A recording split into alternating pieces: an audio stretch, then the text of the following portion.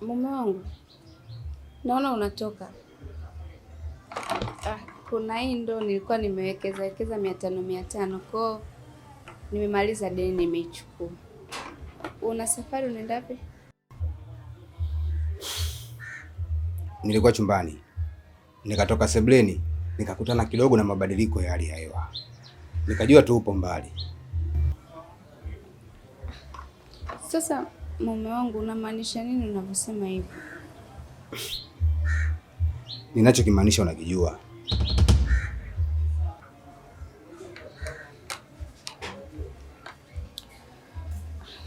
Mume wangu, mi naelewa kwamba tatizo langu limekuchosha sana, lakini mimi kwenye ndoa yangu nimefundishwa uvumilivu. Haijalishi ni changamoto ngapi tunapitia, mi naamini zinapita tu, na hata tatizo langu lililopo pia litaisha na tutarudi kwenye amani yetu kama mwanzo.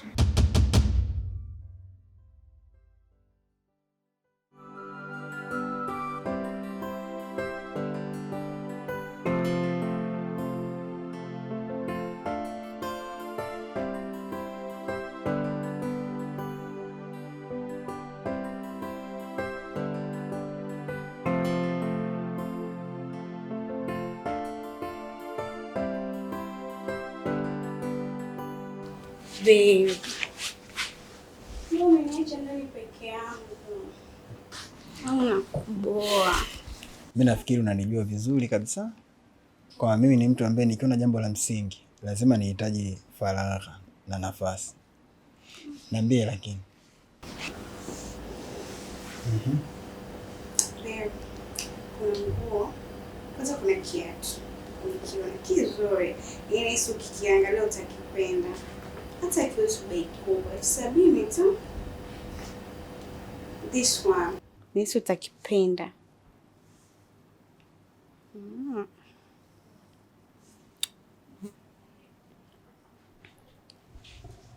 Look babe.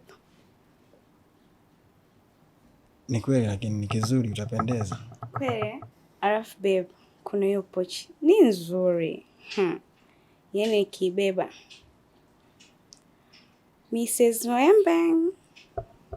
This one. Nzuri, eh? Na yenyewe ni nzuri pia. Hata sio bei. Lakini 20 tu babe.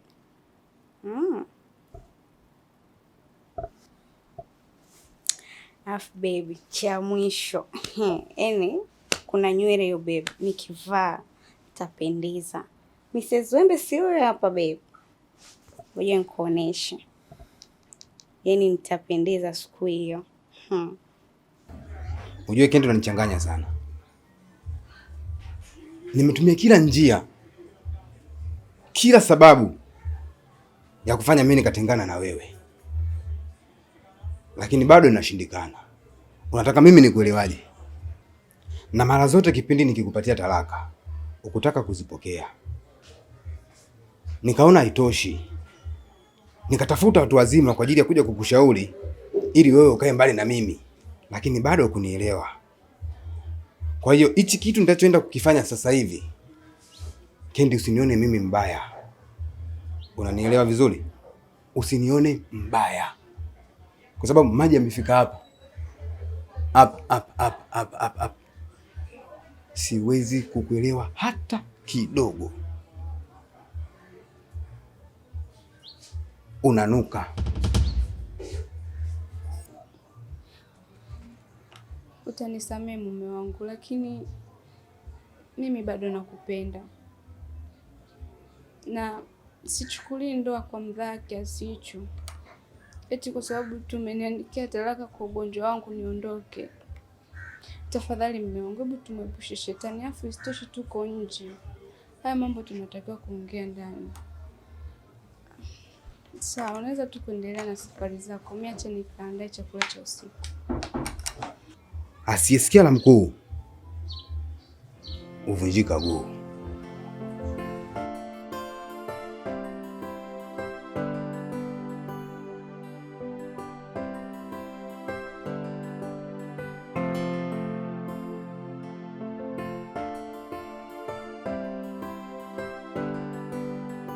This one babe.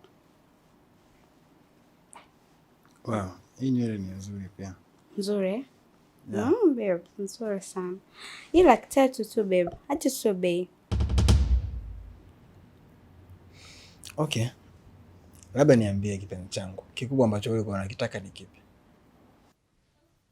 Babe, si vyote. Hutaki siku mimi nionekane Mrs. Wemba. Nywele Mrs. Wemba. Pochi Mrs. Wemba. Kiatu babe. Vyote.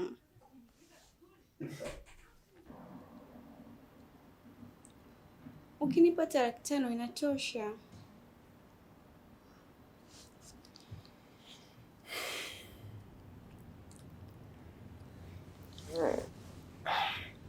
Kipenzi. Yes, babe. Hivi unaijua sababu ya mimi na wewe kuingia kwenye mahusiano?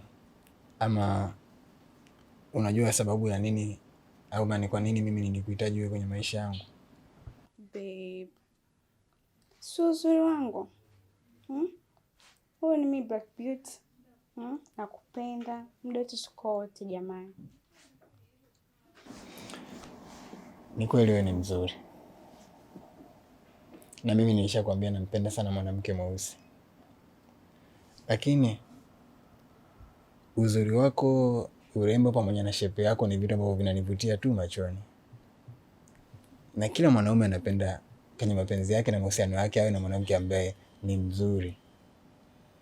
Lakini kuna kitu nje ya uzuri ambacho mimi nakihitaji sana kutoka kwako. Ni kitu gani hicho baby ambacho mimi sina unakihitaji? Kipenzi. Yes babe. Unajua nje ya mahusiano na mapenzi, mimi natamani sana wewe uwe ni mwanamke ambaye macho yako yananionyesha mimi fursa. Wapi ambapo ninaweza tukatafuta fedha na tukazipata. Na isitoshe zile fedha ambazo ninazo kidogo tuzitumie vizuri kwenye kuwekeza ili tupate nyingi zaidi. Usiwe unapenda sana kusahau. Unajua hizi mali ni za wazazi, si zangu.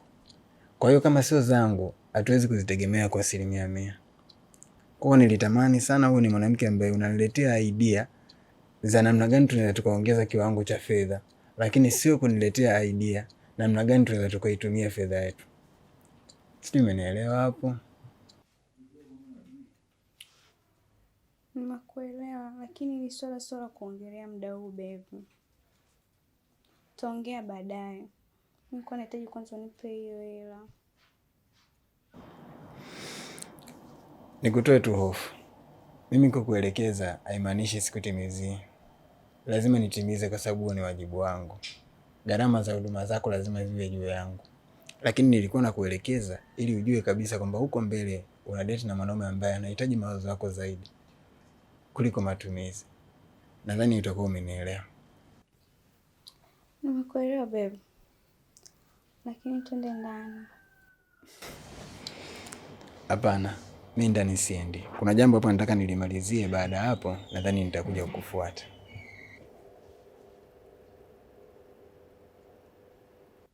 Lakini hela si utanipa babe? Kwani mimi nilipatwa na nini kukuamini, yani umeenda. Kwani aliumba mapenzi ni nani? Aje tujuane, nimueleze yaliyoko moyoni. Kwa nini?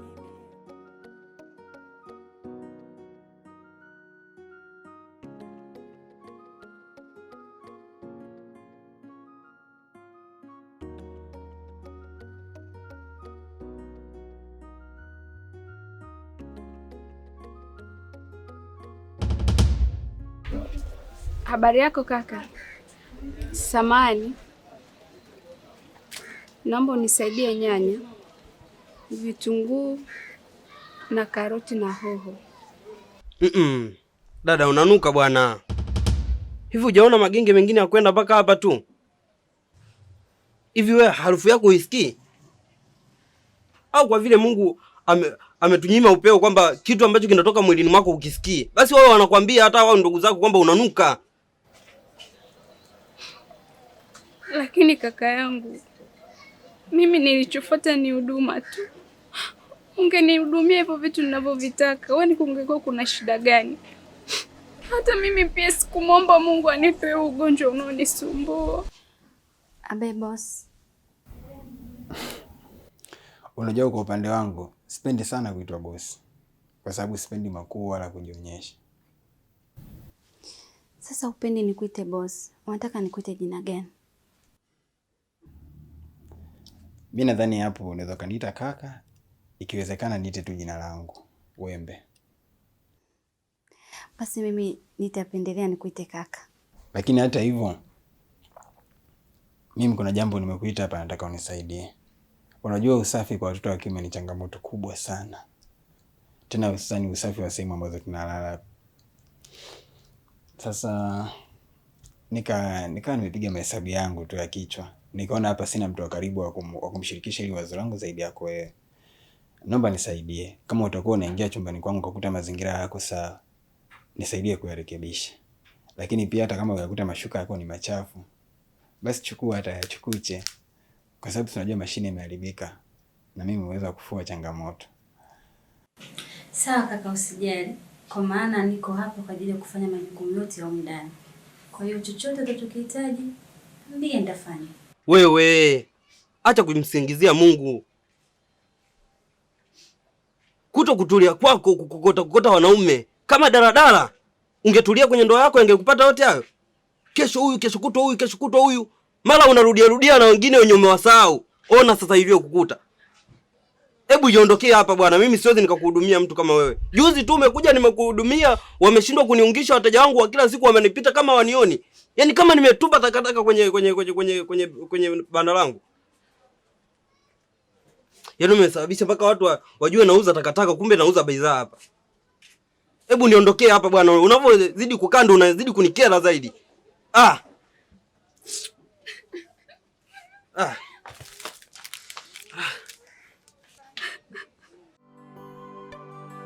Maisha yanatupa changamoto, njia tunazopita zina miba lakini hatukomi. Sasa itakuwaje na mbele hatuoni? Changamoto nyingi maishani na kesho kiulizo. Ni jambo jema, alafu naipenda sana hekima yako. Unajua utu uzima majukumu, na kila mtu ana majukumu yake. Na siku zote mimi naamini kwenye maisha kila mtu anapigana vita ambavyo mwingine haioni. Kwa hiyo kuna baadhi ya vitu kama utakuwa unahitaji, nijuze tu, mimi nitakusaidia. Na ninaamini mama na baba wa sehemu waliopo kule hawana uwezo wa kuendelea kutatua matatizo yako kwa wakati. So chochote ambacho utakihitaji. Kwa hiyo chochote ambacho utakihitaji, niambie. Niko hapa, niko tayari kukusaidia. Sijui umenielewa? Sawa, nimekuelewa. Sawa, nimekuelewa. Hivi Wembe, yaani majukumu yangu mimi unampa dada wa kazi kweli? Kipenzi, siku zote ukimwona mtoto wako anaenda kula kwa jirani ikiwa nyumbani kwako umepika, ujue kabisa jirani alichokuzidi wewe ni ufundi wa wapishi na sio wingi wa chakula. Eti kwa jirani. Umamako nitukana, si ndio? Chakula cha jirani. Inaonekana nikitoka huko mambo mengi yanaendelea si ndio Rex kipenzi, kikweli unanithibitishia kwamba wanawake mna wivu sana. Sikia nikwambie, mimi sio mwanaume wa hivyo kwamba kila sehemu naweza nikafungua zipu yangu. Isitoshe, nishakwambia kama maisha yangu wewe peke yako ndio unaweza kuniridhisha. Na nilikuchagua kwa sababu hiyo. Kwa hiyo nimeshangazwa na kile ambacho nakiongea. Na hisi labda hiyo ndio sababu pia ya kumsonya dada wa kazi. Usirudie bwana. Mimi ni wa kwako. Kabla hujakubali, mimi pia nilikuwa natoka. Nadhani baadaye tutaonana, tutaongea vizuri. Kwani mimi nilipatwa na nini kukuamini, yani umeenda? Kwani aliumba mapenzi ni nani? Aje tujuane.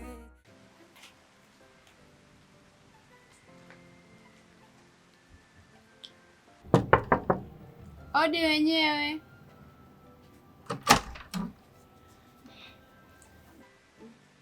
Habari dada.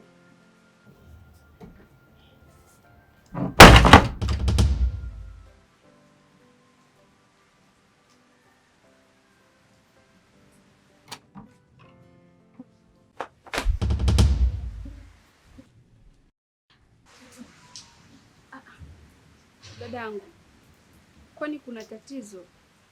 Mimi nilipitia tu kwa wema nikuulize kama umeshamaliza kuishona. Hatuna ugomvi, kama bado endelea tu kushona, hamna shida. Hatuna ugomvi.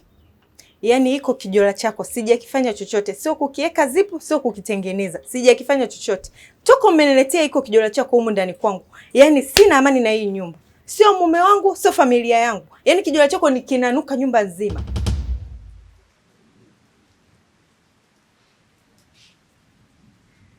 Sasa dadangu, lakini nilikuletea kitambaa. Hii nguo hata nilikuwa sijaivaa jamani.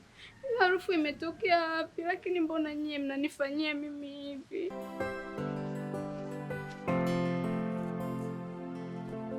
Oh. Mambo Chaz. Nimefurahi kuona mpenzi wangu. Nimefurahi pia. Nilijua utapotea. Yaani siku zote mapenzi ya kweli huwa hayasababishi mwanaume apotee sehemu anayoenda.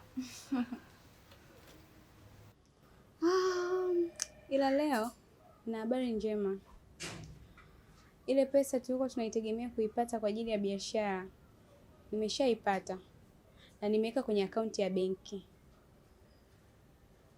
Kwa hiyo mambo yatakuwa ni mazuri. Baby, mimi ni nani kwako mpaka nipinge? Mpaka nimeanzisha mahusiano na wewe kwa maana kwamba nimejitoa kwa kila kitu kile.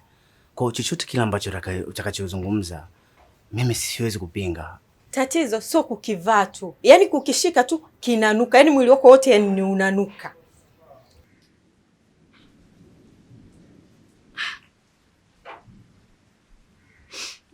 Dada, wewe ni mwanamke mwenzangu. Usinifanyie hivi, usininyanyapie kwa kiasi kikubwa namna hii. Kabla hujafa, kumbuka hujaumbika. Ni kweli kabla hujafa hujaumbika. Lakini shoga yangu, utafute huko waganga wa kienyeji wakusaidie hilo tatizo lako. Na ukitoka hapa nyumbani kwangu, naomba usirudi tena. Hivyo unanielewa? Isha yanatupa changamoto. Njia tunazopita zina miba lakini hatukomi. Sasa itakuwaje na mbele hatuoni. Changamoto nyingi maishani na kesho kiulizo. Lakini kuna kitu kinanisumbua sana. Nakiwaza kuhusu pesa ya matumizi, kwa sababu pesa yote nimeweka kwenye akaunti ya benki na nilitamani leo nikupe pesa ya matumizi. Baby, kuhusu swala la matumizi nini, hilo ndo shaka. Mimi na akiba yangu kidogo nitaitumia hiyo hiyo. Alafu baby, unajiamini nini mpaka kunileta hapa nyumbani kwa mshikaji wako? Hivi auoni kama ni hatari kubwa sana ambayo inaweza ikatokea? Hivi imagine sasa huyo mwanaume ndo anakuja na nikuta hapa. Uone kama ni hatari ambayo unanitengenezea mimi?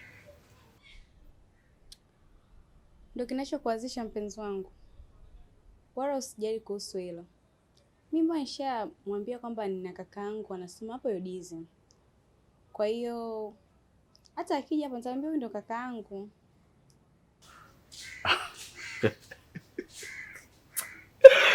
Da! Yaani kama mapenzi ni kujitoa sadaka, basi kwako nimejitoa sadaka. Nakupenda. Nakupenda pia Chaz. Asante.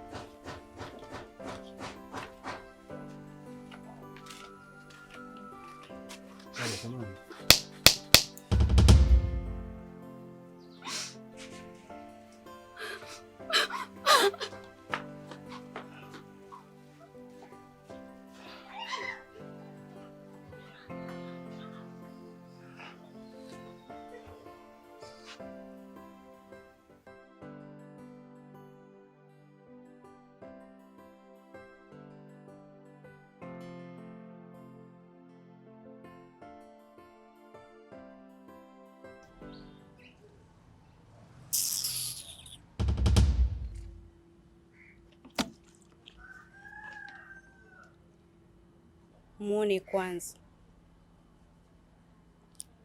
Nisikilize binti. Pale nilipokuwa chaongea na bwanangu, sio kwamba nilikuwa nakuogopa. Sijui unanielewa wewe? Nilikuwa sikuogopi, nilikuwa naweza kufanya kitu chochote. Ila kwa sababu nampenda mpenzi wangu na kumheshimu. Sijui unanielewa? Sasa nimekuja kukupa onyo. Tega sikia vizuri dada, nimekuja kukupa onyo. Marufuku. Sijui unanisikia? Marufuku kufanya usafi chumbani kwake. Yaani namaanisha kuingia chumbani kwa mpenzi wangu. Marufuku kufanya usafi na kufua nguo zake. Hayo ni majukumu yangu mimi, sio ya kwako binti. Sijui unanielewa? Sawa, nimekuelewa. Na najua pia kwamba mna mahusiano. Najua Wembe ni mpenzi wako, ila siwezi kukusikiliza kwa kweli. Kwa sababu hapa sijaletwa na Wembe, sijaletwa na wewe, hapa nimeletwa na wazazi wake. Kwa hiyo siwezi kukusikiliza.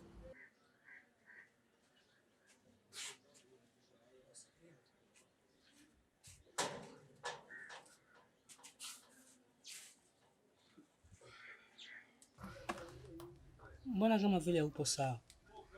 Shida nini?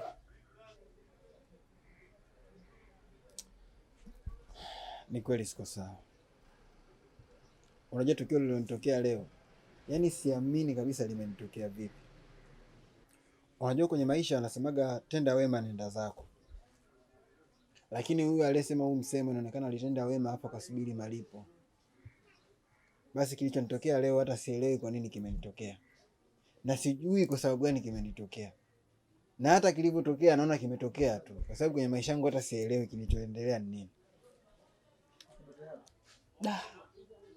Bado sijakuelewa unamaanisha nini boss? Maisha na miujiza mingi sana tusiiona kwa macho. Lakini kwa jambo lililonitokea hata kama nikijaribu kukuelewesha, hauwezi kunielewa. Kwani binti? Ulishinda kufanya kazi huko sehemu nyingine, labda ya baa? Mpaka uje huku mtegetege bwana wangu. Kwanza sio vitu vyake vitu vyeupe. Sijui unanielewa? Anapenda black beauty. Upo?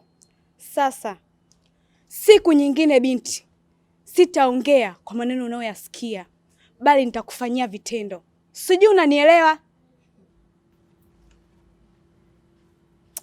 Sikia nikwambie dada.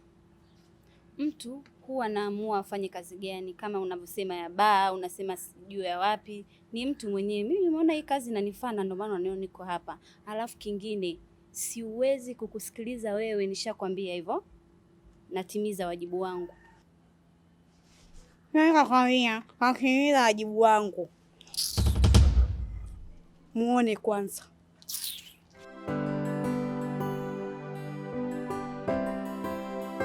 Sawa boss, tuachane na mimi. Kuna swali kwanza nataka nikuulize. Kwa nini umeniamini mpaka umeniachia biashara yako nizisimamie?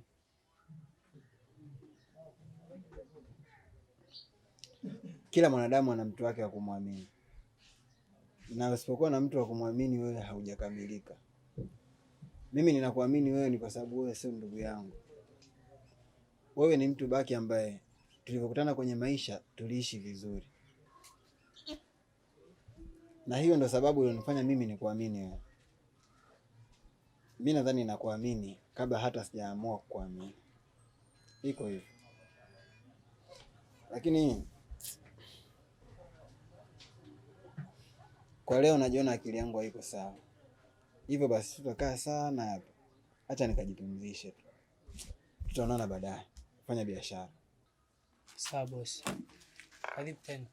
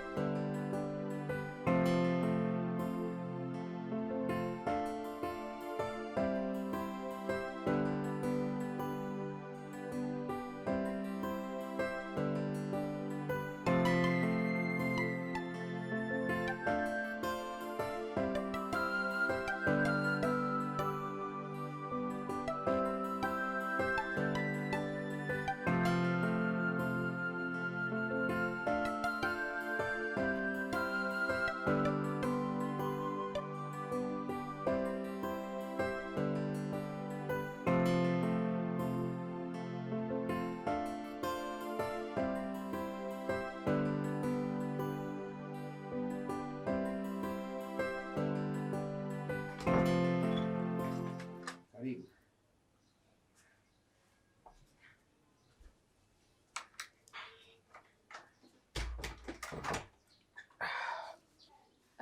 Mume wangu, karibu. Naona una mgeni ambaye sina taarifa naye.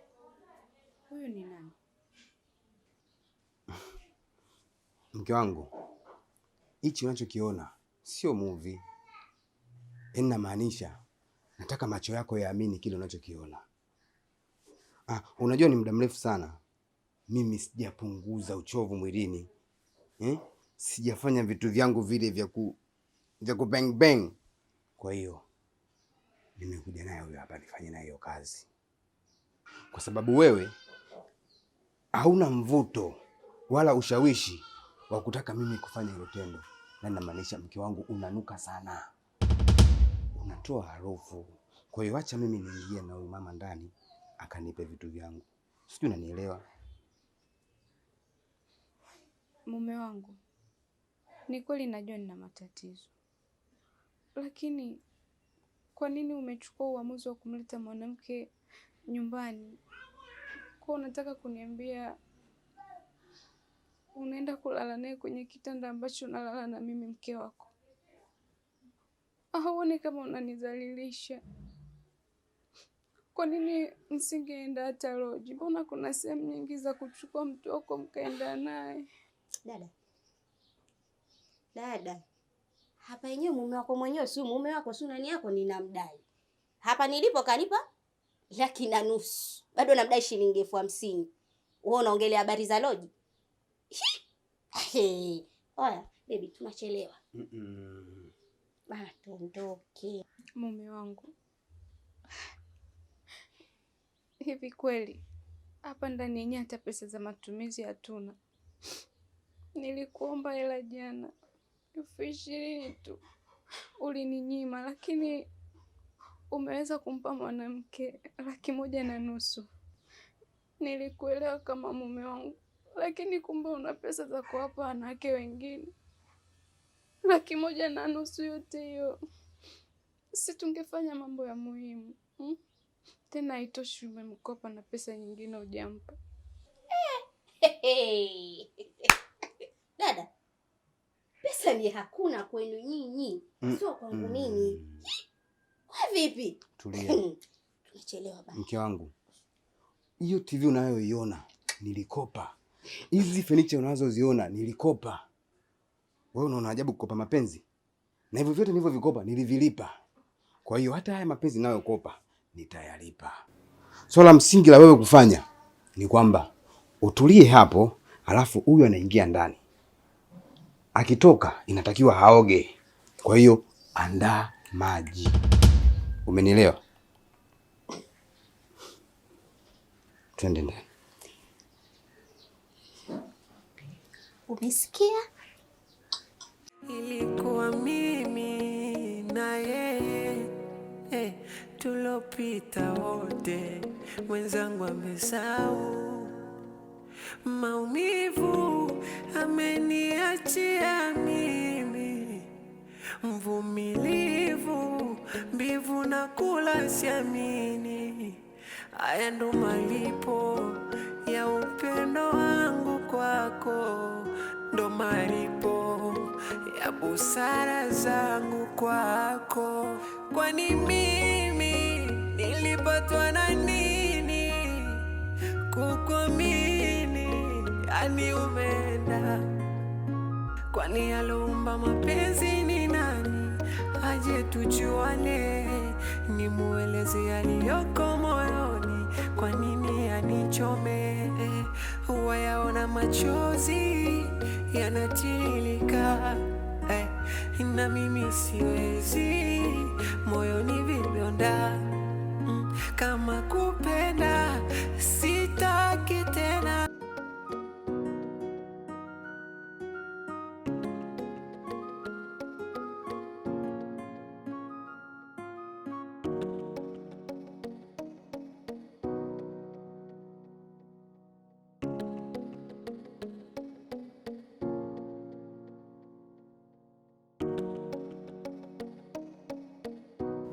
Kaka samahani, nilikuwa nataka nijue kwa nini nimekuja katika hii nyumba.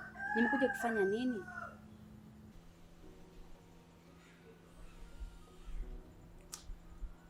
Ukiniuliza hilo swali utakuwa unanikosea, kwa sababu kwa siku ya kwanza kabisa ulipokuwa unakuja hapa uliletwa na wazazi wangu. Mimi mwenyewe sikujua A wala B ya wewe kufika hapa, ila ninachokijua zaidi ni kwamba ulipotambulishwa hapa ulikuja ukatambulishwa kama mfanyakazi wa ndani. Mimi nadhani hilo ndio lengo na dhumuni lako la wewe kuja hapa. Okay, sawa. Lakini nilichokuwa nakiomba kwako, naomba kuheshimiwa kama wafanyakazi wengine. Niheshimiwe na wewe na huyo mpenzi wako pamoja na wazazi wako, kwa sababu hao ndio wamenileta hapa. Kwa niko naomba kuheshimiwa.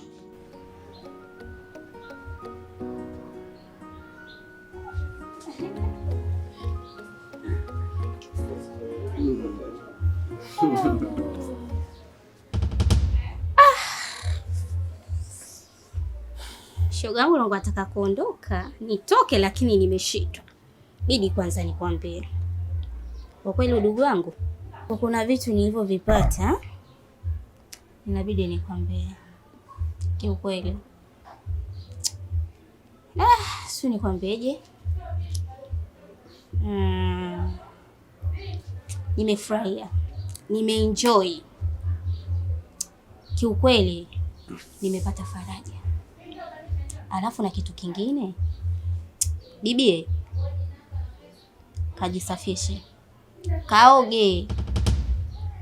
Shoga yangu, sio kwa huyu mwanaume. Hata kwenye ile shilingi 50,000 nilikuwa naidai, mbona sina hata mdanana wala sidai. Sio kwa kitu nilichokipata hapa. Unavyoongea inaonekana kama kuna kitu ambacho kimetokea sio kizuri. Kuna mtu kajeruhi hisia zako? Hapana.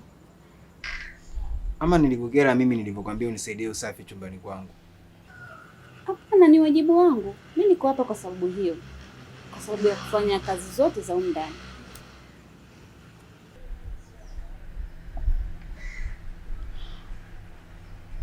Sawa. Kama kikubwa anachokihitaji ni heshima, basi utaipata.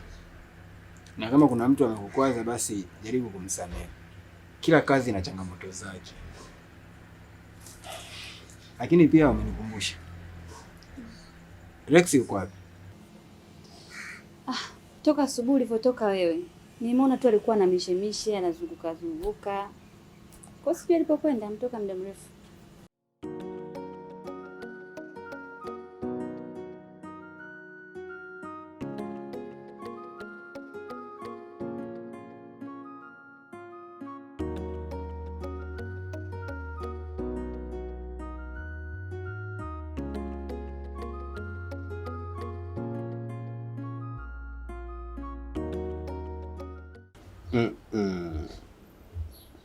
Acha nimwambie bwana. Sasa bwana tunaika mimi namwambia. Kwa nini nisimwambie? Tumeongea sana. Kazi kukaa tu hapo unanuka, tunafikiri wewe mume wako asija kanitafuta tena. Na hiyo shilingi 50 simdai tena. Tumeongea sana ndani. Kwa hiyo tukitoka huko usimalize maneno bwana. Acha nimpashe bwana yeye. Nakaje na kinyesi ndani bwana. Nilipatwa na nini kukuamini, yani umeenda. Kwani aliumba mapenzi ni nani? Aje tujuane, nimueleze yaliyoko moyoni. Kwa nini anichome? Huwa yaona machozi yanatiririka, na mimi siwezi, moyoni vidonda. Baby, hivi unakumbuka usiku wa mara ya kwanza kukutana mimi na wewe? Hivi unakumbuka ilikuwaje?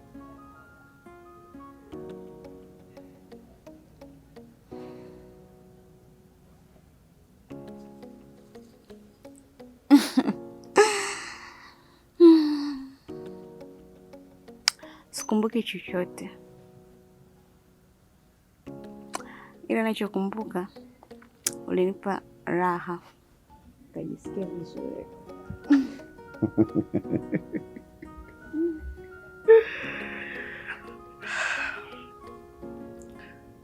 Mimi kuna vingi ambavyo navikumbuka sana sana sana sana, lakini katika vyote hivyo ninavyovikumbuka, vyote umeshanipatia.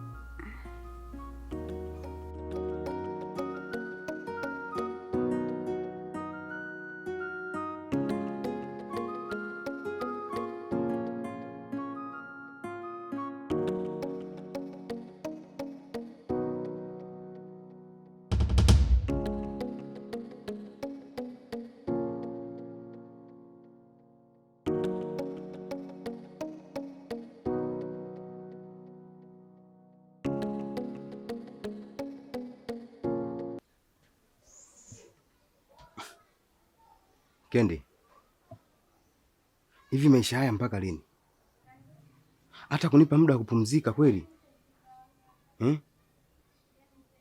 Jaribu hata kunionea huruma. Niache nipumzike hata masaa 2, masaa 3. Ukiamua uniongezea hata 20 kabisa.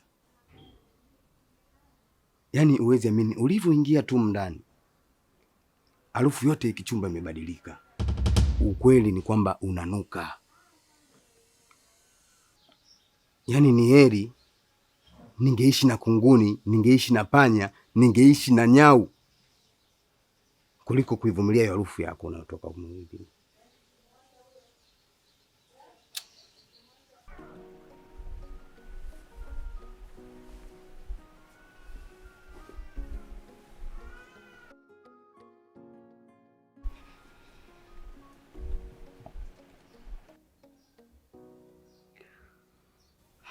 Nisamehe sana mume wangu.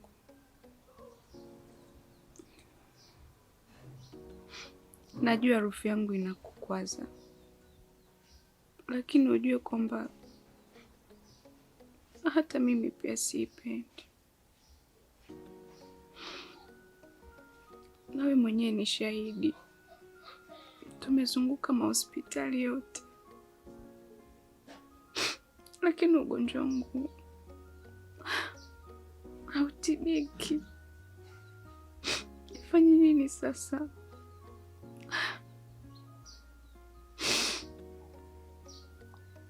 Wewe ni mume wangu.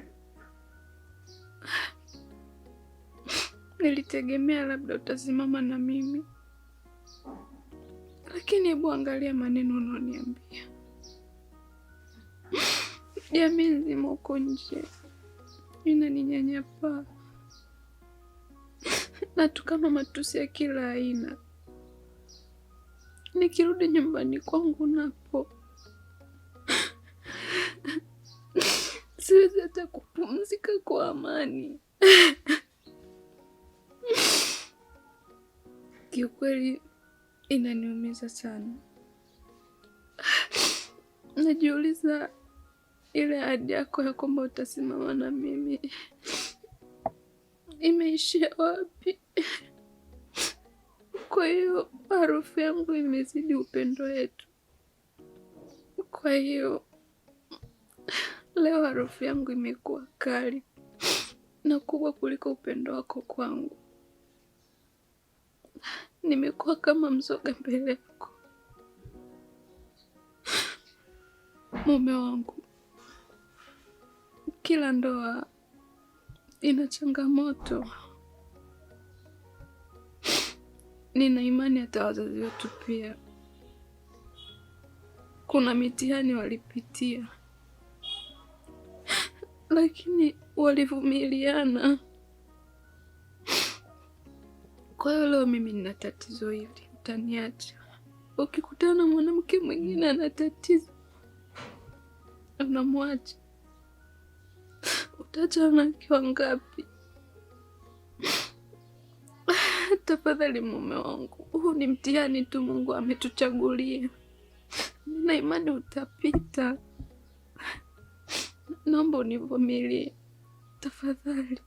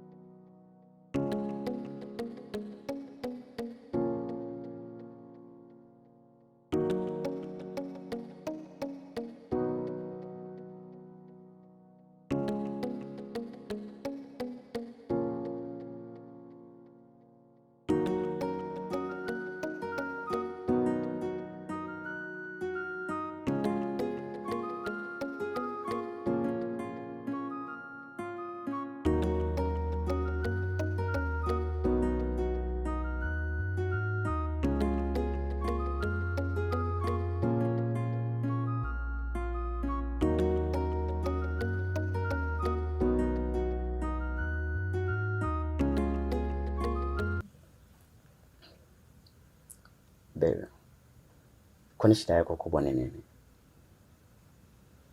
Nishakwambia kwamba mimi ni wako, na ni wako leo, kesho na siku zote. Lakini baby, hata punda mbeba mizigo, kuna muda anahitaji muda wa kupumzika. Nimechoka.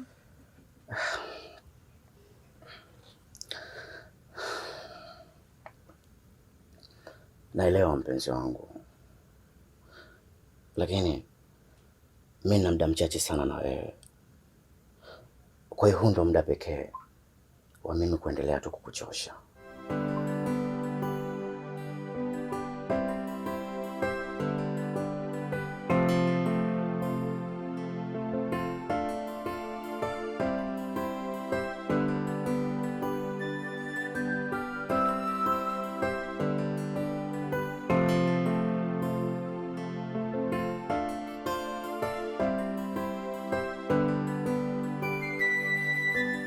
Nivumilie? Ili nalo linavumilika? Unaweza kuivumilia hiyo harufu? Alafu kitu kingine kinachoniumiza zaidi, umelalia kitanda ambacho nimekitafuta mwenyewe. Wewe kipindi nakuja kukuoa, nyumbani kwenu hawakuchangia hata kitu kimoja zaidi ili godoro. Kwa hiyo mimi kweli Kendi nimeshachoka. Ni bora uniache mimi peke yangu nikaishi huko ndani. Na mbaya zaidi, kwenye shughuli zenu nimewatunza kila kitu. Nimewatunza kabati, nimewatunza vitanda, nimewatunza vyombo na vyenye gharama. Lakini mimi kwenye ndoa yangu mnakuja kunitunza mimi godoro? Hili godoro litanisaidia nini? Litanisaidia nini? Alafu bado unataka unisumbue na hiyo miharufu yako.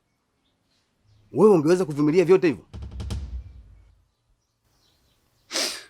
Mume wangu, mbona unachanganya vitu viwili tofauti? Tunaongelea kuhusu harufu yangu, tatizo langu, au tunaongelea kuhusu sherehe zetu na vyombo na magodoro? Mbona ni kama unanitafutia sababu za makusudi? Nimefanya kila kitu ili nikuridhishe mume wangu. Nimefikia mpaka hatua nipo tayari mwanaume wangu ulale na mwanamke mwingine, ili mradi nikuridhishe, ili mradi moyo wako upate hiyo amani unaoitaka. Unahisi mimi nilifurahia kufanya vile, kukuruhusu lale na mwanamke mwenzangu? Ni maumivu ambayo siwezi kuelezea, lakini kwa sababu nimeelewa tatizo langu, ndio maana nikaona mume wangu unahitaji furaha na nikakuruhusu. Unataka nifanye nini hiki kingine? Unataka ninywe sumu nife au nifanye nini?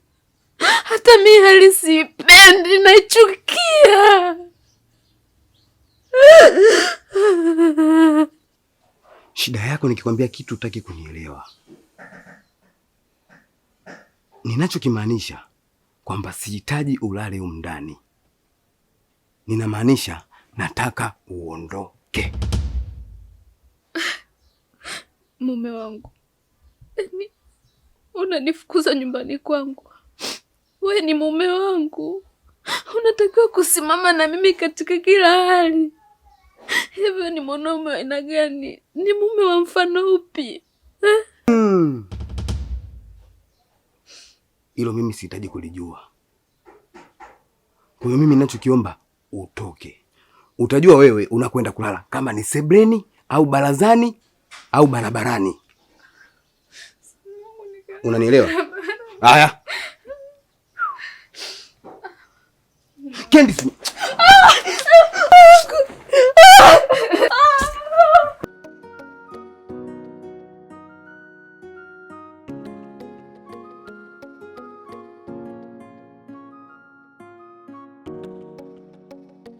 Ulikuwa wapi?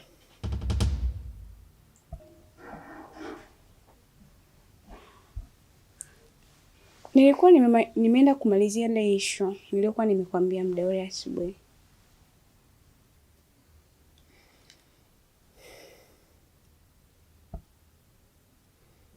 Mimi na wewe tulikuwa tumekubaliana kwamba leo tutashinda nyumbani pamoja, na ndio maana asubuhi na mapema kabisa mimi nilikupokea na tukashinda wote pamoja.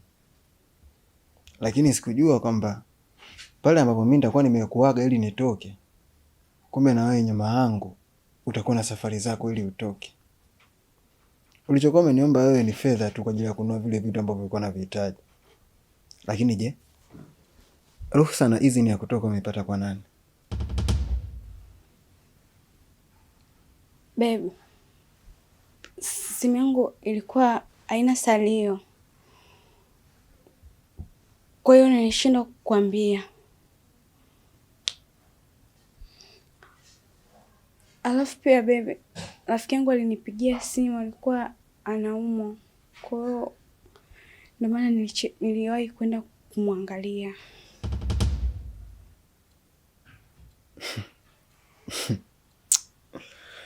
Rex, kwenye maisha ya mbio za sakafuni lazima ujue maisha yako yataishia ukingoni, na pale ambapo unataka kumjaribu au kumdanganya mtu inatakiwa uwe unatumia mahesabu. Hapa ndani pana wifi. Kwa nini usiingie online ukanipigia WhatsApp? Salio ni kitu gani labda? Lakini je, upendo wako ulikuwa wapi pale ambapo wewe ulikuwa huna salio? Ulikosa namna ya kunitafuta? Ulikosa namna ya kunipa taarifa? Ama nilikuwa sipaswi kujua sehemu ambayo ulikuwa umeelekea? Rafiki yako alikuwa anaumwa, mara nilikuwa nimeenda kumalizia ile jambo nilokuambia asubuhi. Nishike lipi kati ya hao mawili?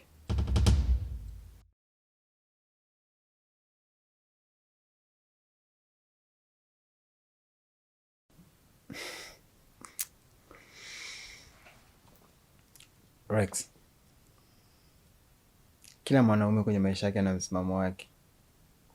Unavyoivunja misimamo yangu haimaanishi kwamba umenikosea, ila inamaanisha kwamba unataka kuweka umbali baina yangu na yako. Makosa kwenye mahusiano ni kitu cha kawaida sana, lakini sio uvuke mipaka. Mimi mwanaume nikitoka na kuaga, lakini wewe mwanamke ukitoka hauagi. Kibaya unajua kabisa hii nyumba sio ya kwangu.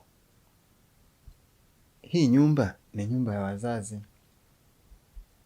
Umeondoka bila kuniaga ukitegemea kwamba ukirudi utanikuta. Ukakuta wageni wamejaa humu ndani na kuaje? Je, ukamkuta baba na mama wamerudi bila taarifa?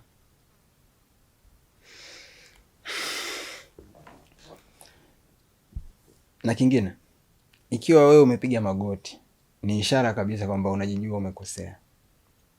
Hivyo basi, mimi ni mwanaume ambaye nahitaji muda ili niweke akili yangu sawa. Tafadhali, kwa usiku wa leo nenda kalale kwako. Alafu pale ambapo utajihisi ukija hapa, unaweza ukanipa taarifa unapotoka na unapoingia. Karibu.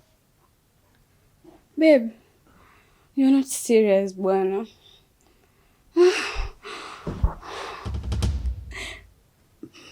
Baby, naomba nisamehe. Haitarudia tena, kia Mungu tena. Naomba nisamehe. Haitarudia tena mpenzi wangu.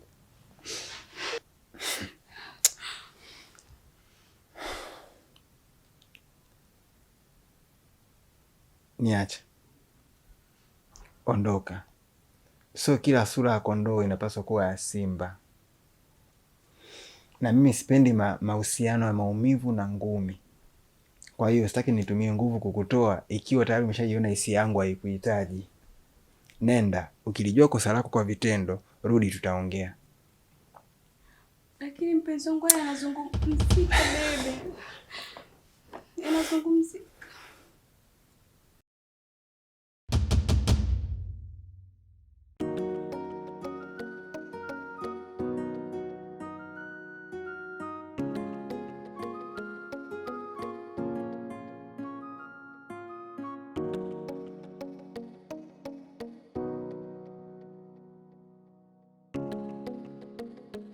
Chazi, umri ulikuwa sio kumlaumu mimi.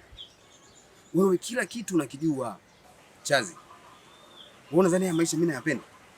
Mimi mwenyewe natamani kuwa kama wewe. Lakini issue nzima unaijua, jinsi yule mwanamke alivyoning'ang'ania na kuniganda kama ruba. Ndio maana unaona kwenye hiyo mipango na kuna toka nje ya frame. Katope. Nikwambia kitu kimoja. Hivi yule mwanamke amekupa kitu gani wewe? Yule mwanamke ni kitu gani kikubwa ambacho kinakufanya mpaka unamng'ang'ania wewe? Hakuna mtu yote asomjua hapa mtaani jinsi alivyo. Wewe unamng'ang'ania ili iweje? Ni mwanamke ambaye haendani na wewe, hana hazi na wewe. Anakufanya unaonekana tofauti, anafanya mpaka unaonekana unadharaulika. Mimi na mama mtu wangu unajua sasa hivi. Umeelewa? Na mwanamke ambaye kila kitu unavyoniona anavaa, anapendeza, yote ni kwa ajili yake. Sio maisha ambayo Katope unatakiwa kuishi hayo. Badilika. Shini.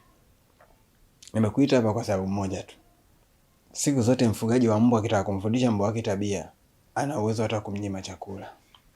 Sasa basi, nimegundua kitu kimoja. Rex mpenzi wangu ana nidhamu mbovu sana. Hawezi kunipa taarifa kipindi anapotoka, wala hawezi kunipa taarifa kipindi ambacho anakuja. Ile swala mimi kwangu limeniboa. Hivyo basi, nakuomba kuanzia leo, mtu yoyote anayehusiana na mimi ama mtu yoyote anayehusiana na jamii ya humu ndani asiingie bila kuleta taarifa. Asije bila kutoa taarifa. Na ikiwa hajatoa taarifa, basi wasiliana na mimi moja kwa moja, nitakupa idhini abaki ama aende. Nadhani umenielewa. Sawa kaka, mna shida, nimekuelewa. Chazi, hivi nafikiri mimi sitamani kuwa na maisha mazuri kama wewe. Mwenyewe natamani hayo maisha unayoishi. Mimi najua maneno yote yanayoongelea hapa mtaani kwamba mwanamke wangu ananuka. Na nimejaribu kufanya kila njia za kuondoka karibu yake, lakini inashindikana. Yaani si ni mapenzi, si ni nini, si hata amerogwa. Yaani ananiganda, ananing'ang'ania. Kwa nafikiri mimi sitamani kuwa na maisha kama unaoishi wewe. Mimi sitamani kidenteni, natamani. Lakini issue kubwa yule mwanamke. Lakini nakupromise kitu. Nitafanya kila njia yule mwanamke nimtoe nimpeleke mbali. na nikishafanikiwa unalijua timbuli langu Chazi.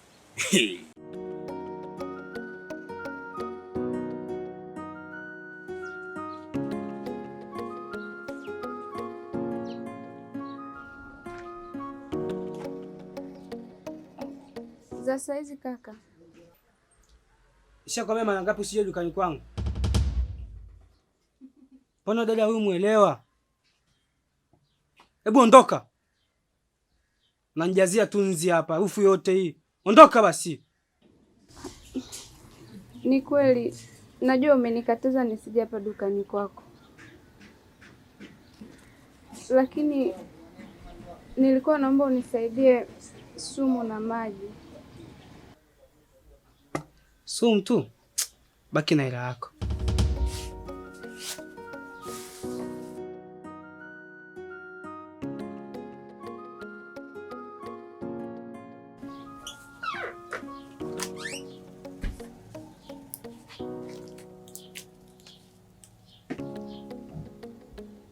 Shika. Nakutakia maisha mema huko uendapo.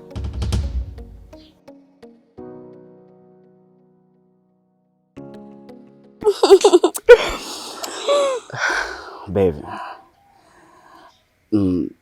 Ujue mimi najisikia sana faraja uko na wewe. Najikutaga ni mwanaume wa tofauti sana nikishakuaga na wewe karibu. Na kuna muda uwaga sitamani kabisa ukae mbali na mimi. Kwa sababu unajua wewe ndio tiba yangu. Na wewe ndio daktari wa maradhi yangu. Nakupenda sana Rex. Alafu nikukumbushe kitu kimoja. Unakumbuka siku ile wakati tuko supermarket pale? Tumekutana supermarket. Kiukweli siku ile umeniokoa sana.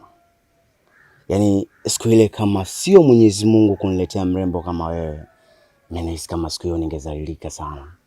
Na ningeaibika nahisi. Kwa sababu mkeka wote ulikuwa ushachora pale. Natakiwa nilipe. Nalipa na nini kila nikijicheki wallet sina. Kiukweli Mwenyezi Mungu akiwa amepanga kumbariki mja wake, huwa hakuna binadamu wote anaweza akapinga hicho kitu. Kwa mimi namshukuru sana Mwenyezi Mungu kwa kuniletea kiumbe kizuri kama wewe. Babe, unajua mimi ni mtu ambaye sio kusaidia watu kabisa. Lakini tangu nilipokuona wewe nijikuta tu nimekusaidia. Sijui kwa nini. Ila nahisi ni mapenzi. Alafu ujue kitu kingine mama mtu, yani katika kitu ambacho mimi nimekuwa appreciate. Nimekuta katika penzi lako ambalo yani lina mahaba tele yani. Umeshanielewa? Lakini bado umekubali kunikubalia na umeamua kuwa na mimi. Umeelewa? Kwa maana kwamba moyo wangu umeuthamini pia. Na hukujali kwamba wewe una mahusiano yako na una mapenzi yako, lakini mpaka umeamua kuwa na Chazi. Kitu ambacho mimi nakwenda kuahidi ni kitu hichi kimoja. Mimi naahidi kukupenda, kukuthamini, kukupa moyo wangu na kukupa heshima yangu mimi.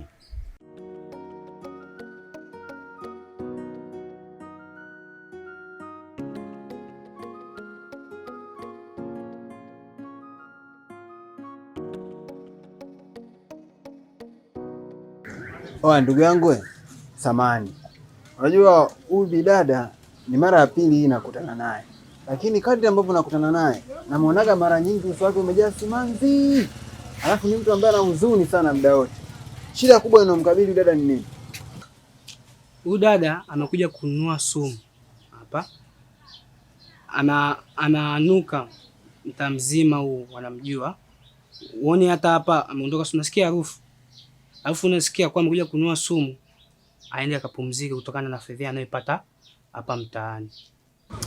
Hapa ndo nimepata jibu. Unajua hata ile siku ya kwanza ninapokutana naye alikuwa ana harufu, lakini mimi sikujua kama hiyo harufu ni ya kwake, nikajua ni ya ule mtaa.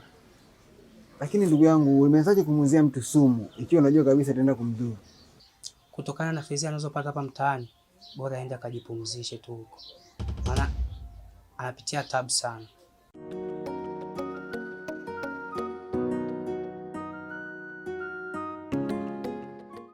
Nakuja mara moja.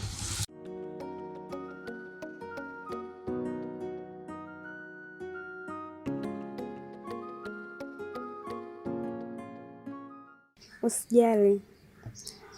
na pia nimekumbuka kwamba tuna Laki4 na pia decide niende kukopa pesa milioni 1 na Laki6 kwa ajili ya kuanzisha ile biashara yetu.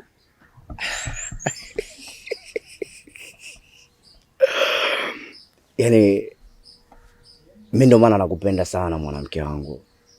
Yaani nikisema kumbe nakupenda mimi namaanisha na sijakosea kupenda mwanamke kama wewe. Mwanamke ambaye unanijali, mwanamke ambaye unanithamini na mwanamke ambaye utamani nipate shida aina yoyote ile. Acha nikupende mama. Asante sana mwanamke wangu. Asante pia baby. Kwani aliumba mapenzi ni nani? Aje tujuane, nimueleze yaliyoko moyoni. Kwani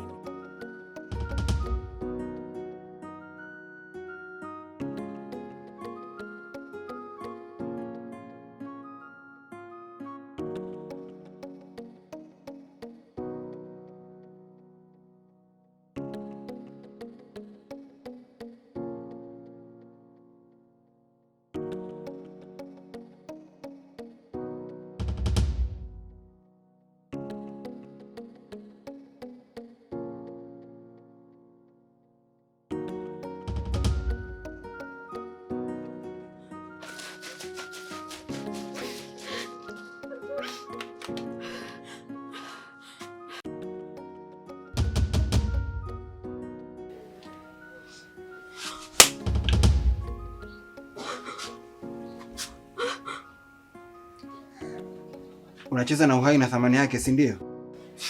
Ikiwa siku unaopewa uhai huo haukujua uko wapi, haukujua unaenda wapi, wala haukujua huko unakoenda utaenda kufanya nini, unapokuwa hai unatakiwa ujue kwamba hiyo ni bahati.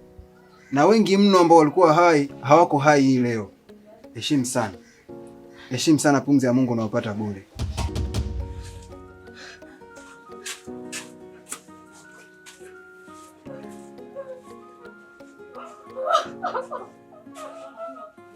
kwani aliumba mapenzi ni nani?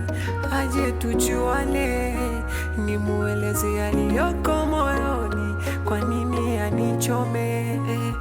Wayaona machozi yanatiririka, na mimi siwezi, moyoni vidonda. Kama kupenda sitaki tena.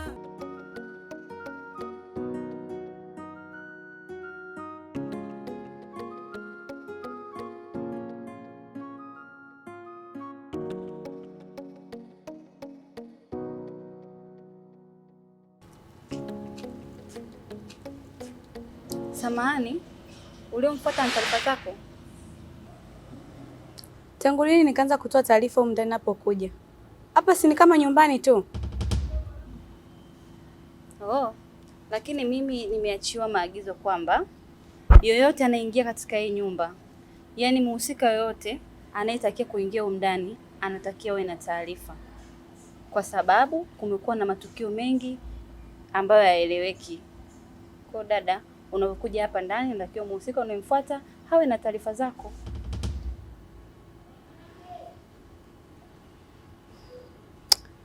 Wembe, hii tabia imeanza lini?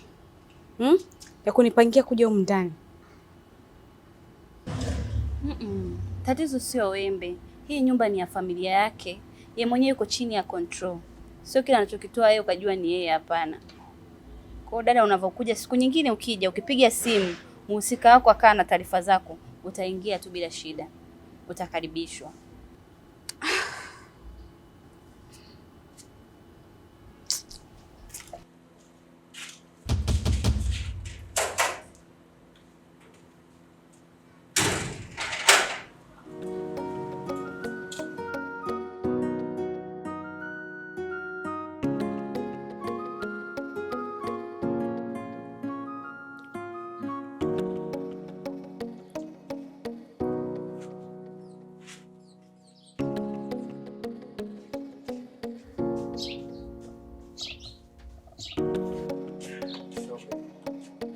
Vipi ndugu yangu? Umezingua sana Chazi. Yaani umeona vitu vyako ni vya msingi kuliko mimi. Kwa hiyo umefurahi ulivyonigandisha hapa, si ndio? Mimi naelewa kama nimezingua. Kwanza naomba unisamehe sana. sana, lakini kitu ambacho nimetoka kukifanya Katope kina manufaa makubwa sana kwangu, au sio? Unatamba kwa upande wako, mambo yako yanavyoenda vizuri unaona pambe sana, ya kwangu yanavyosita sita unafurahi. Katope, hivi unakumbuka kwamba kuna issue ambayo nimekuambia hivi asubuhi tulivyoonana? Basi mwanangu, mimi issue yangu inakwenda kutimia kabisa live. Yaani nakwenda kutimia kama najiona kesho yangu inavyokuwa Katope. Unatamba mwenyewe mwanangu. Sema nini Chazi? Unajua kwa upande wangu mimi bado kuna changamoto kubwa sana. Yaani ndio maana nafeli kabisa kwenye michongo yako. Katope, wewe ni rafiki yangu. Tena rafiki yangu wa muda mrefu sana. Na mara kibao sana nilikuwa nakupa ushauri, mara nyingi nakupa ushauri wangu lakini unashindwa kuufuata. Katope, hii ni mara ya mwisho nakushauri. Yes. Umeelewa eh? Ndio. Hakuna mwanaume mpumbavu katika maisha haya anashindwa kuishi na vitu ambavyo vina faida na vina msingi katika maisha yake. Ukiwa kama mwanaume, unakubali vipi kuishi na vitu vichafu ndani ya nyumba? Hivi light kama mimi ningekuwa naishi na vitu vichafu, ungeniona katika muonekano huu? Katope, acha upumbavu. Kama ule mwanamke ameshindwa kutoka kwa maneno na talaka, basi inabidi atoke kwa kipigo. Acha kuwa mjinga. Unakubali vipi kudhalilishwa na ule mwanamke? Thamani yako imepotea sasa hivi mtaa mzima huu. Katope, nimeshakushauri sana. Nishakushauri zaidi ya muda mrefu mpaka sasa hivi hakuna chochote kile ambacho umekifanya. Na kwenda kukushauri mara ya mwisho Katope. Yaani siwezi kuja kukushauri tena. Sawa Chazi. Nimekuelewa kaka. Wewe ni ndugu yangu. Nitafanya ulichoniambia. Jaribu kuchukua hatua ndugu yangu mapema. La sivyo utakuja kumbuka. Sio unasema umenielewa alafu dakika za mwisho anaingilia huku, yanatokea huku. Utafeli. Maisha yako ni jukumu lako Katope. Mimi nimemaliza. Siwezi kukuangusha.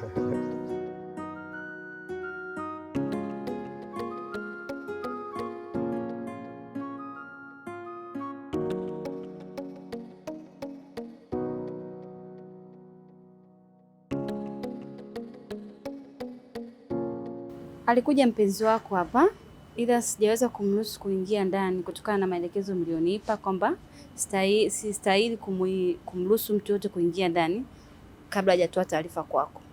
Ila japokuwa ameondoka amekasirika, ila sijui kama nitakuwa nimekosea. Yaani unatoa maelezo na tetemeka, unahisi umefanya kitu kibaya. Mimi nilipokuambia kwamba usimruhusu mtu yote kuingia huko ndani, nilikuwa ninamaanisha. Na nilikuwa ninaelewa ni nini ambacho nataka niwafunze watu ambao wananifuata. Isitoshe, wanawake wengi sana wakishakuwa na mahusiano na mwanaume wanahisiki kwa huyo mwanaume kwao ni sehemu ambayo unaweza ukaenda ukacheza, ukaingia, ukatoka vile unavyojisikia. Mimi nadhani hilo ni somo zuri na wala haujakosea. Nikupe big up katika hilo. Umetumia akili, umetumia brain na umetumia msimamo. Sawa. Nilijua nitakuwa nimekosea.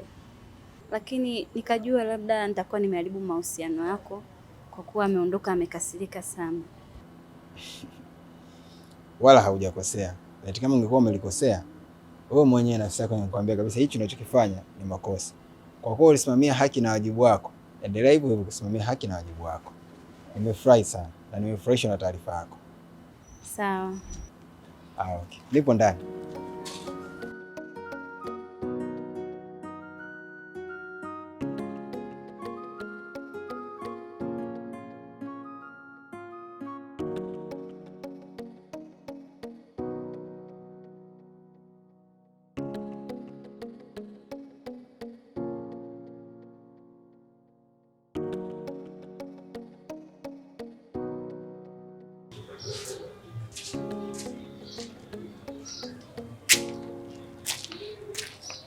Mamangu, karibu. Karibu mume wangu.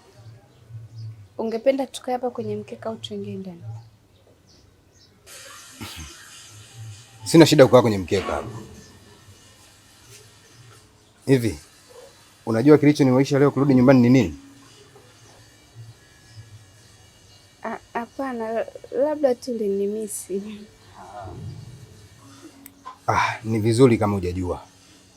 Yaani nimewahi kurudi leo kwa sababu mke wangu, nina surprise yako, yani nina zawadi yako katika siku ya leo, ndio maana nimewahi kurudi nyumbani mapema. Surprise? Surprise gani hiyo? Oh, nataka kujua, si ndio? Hivi kwa nini kila siku mimi nakwambia utaniona? Kwa nini? Kwa nini? Kwa nini ninakwambia nini? Utatoka huko ndani. Wewe. Leo utatoka huko ndani. Afu ndio sikiliza. Unaingilia mambo yanakuhusu? Mambo ya familia yangu unaingilia kama nani?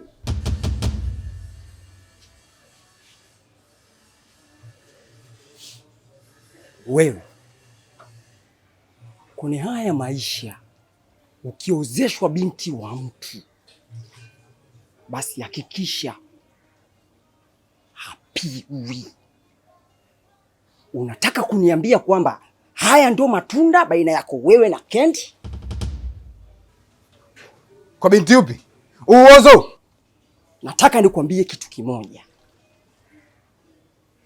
Kendi ana kaka, na kaka wenyewe ndo sisi. Huyu mtu anaenuka uchafu, takataka, dampo. Toka viatu vyangu. Bora hata nenda naye huko. Mwanamke gani? Mnaweza takataka mmenirudisha mwanamke. Tena afadhali tulikoondoka naye sasa hivi nitaenda kwa chazi, nitafanya mambo yangu ya msingi. Tena ngoja nimpigie simu sasa hivi. Washamba nyie.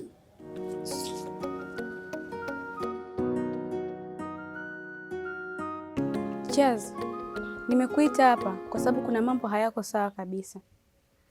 Huwezi amini. Tangu siku hiyo tulivyokuwa tumekaa pale pamoja, yaani nimeondoka, Wembe hataki hata kuniona tena. Na huwezi amini, nimetoka sasa hivi nyumbani kwao. Dada wa kazi amesema nisiende pale kama Wembe hayupo. Yaani nimechanganyikiwa, sielewi nafanyaje kwa kweli. Baby, ujue bado mimi sijakuelewa nini ambacho unataka kumaanisha. Yaani bado huniweki wazi vizuri ni kuelewe ujue. Chaz, kitu gani ambacho hapa unielewi kwa sasa? Kama Wembe anitaki nyumbani kwake na hataki kuniona hata nikienda yeye akiwa hayupo, wewe unadhani kinatokea nini? Yaani hapo inabidi tukakope pesa ya biashara na faida tunaopata ndio tuweze kulipa deni kwa kipindi hichi. Kendi, ndani ya mtaa na wiki moja nimeongea na mjomba Asmani, akaniambia kuwa na ndugu mwingine. Nimejaribu kuulizia hadi nikapapata unapoishi, lakini nakuta matatizo, mnapigana. Nilikaa nikatafakari kwa kina, na kuna hali naiona naisikia haiko sawa baada ya kufika katika eneo lile. Nikaja kugundua dada una matatizo.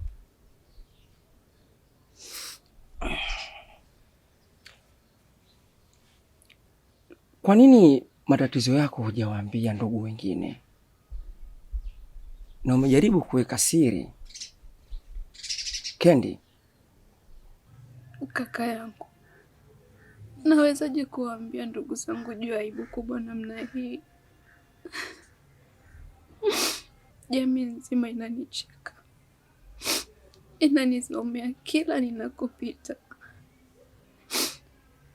Mume wangu amenifanyia kila aina ya vituko, ameniletea wanawake ndani, ameniandikia talaka. Imefikia hatua mimi mwenyewe nimemruhusu mume wangu achague mwanamke mwingine anayempenda ili aweze kuridhisha nafsi yake, kwa sababu sipo tayari kuondoka na kuacha ndoa yangu.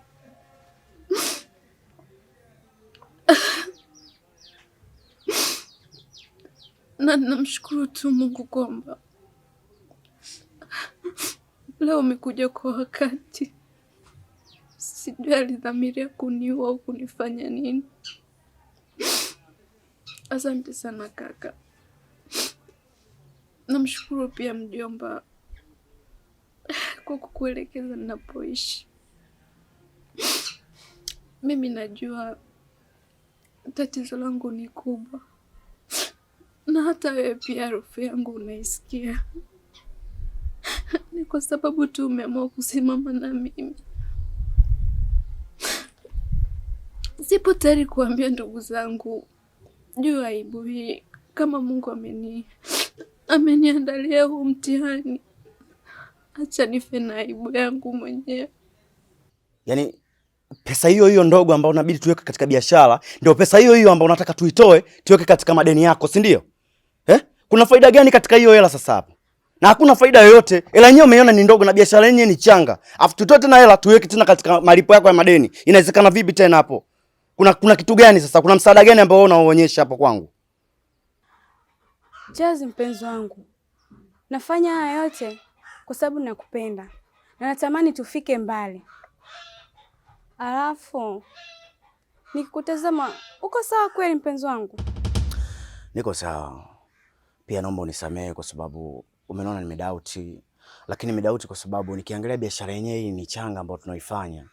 Alafu tena faida yenyewe tuitoe tena. Kwa hiyo ndio maana nimekuta kwamba mpaka nimedoubt hivi. Kwa hiyo naomba tu unisamehe.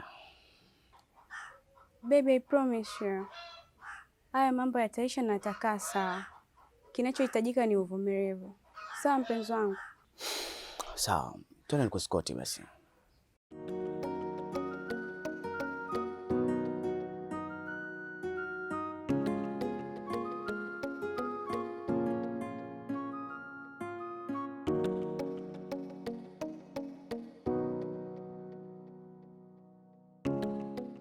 Sawa. Ila usijali, Candy. Kijijini kuna mtaalamu, na licha ya mtaalamu pia hata shangazi alikuwa anaumwa ugonjwa kama unauma wewe. Tulimpeleka kwa mtaalamu, kwa uwezo wa Mungu akatibiwa na akapona. Kwa hiyo hata na wewe mimi naona tusipoteze muda, tujiandae kwenda kushughulika na tatizo, na nakuhakikishia kwa mtaalamu yule utapona.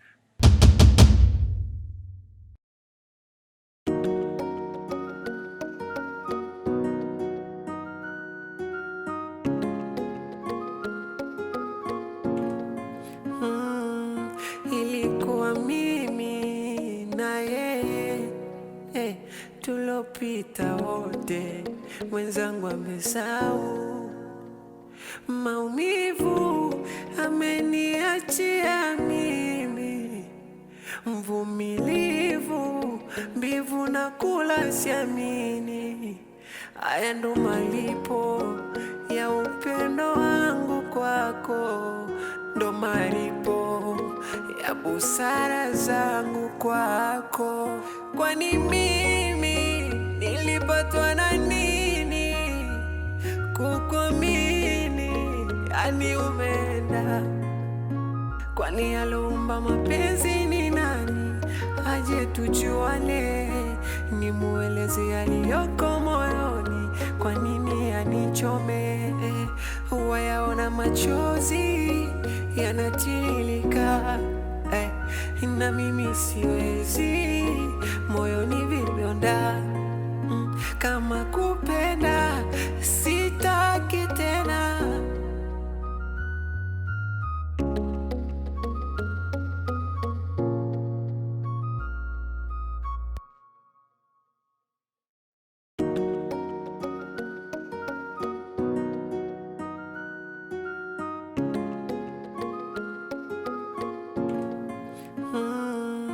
Ilikuwa mimi na yeye tulopita wote, mwenzangu amesahau maumivu ameniachia mimi, mvumilivu, mbivu na kula siamini.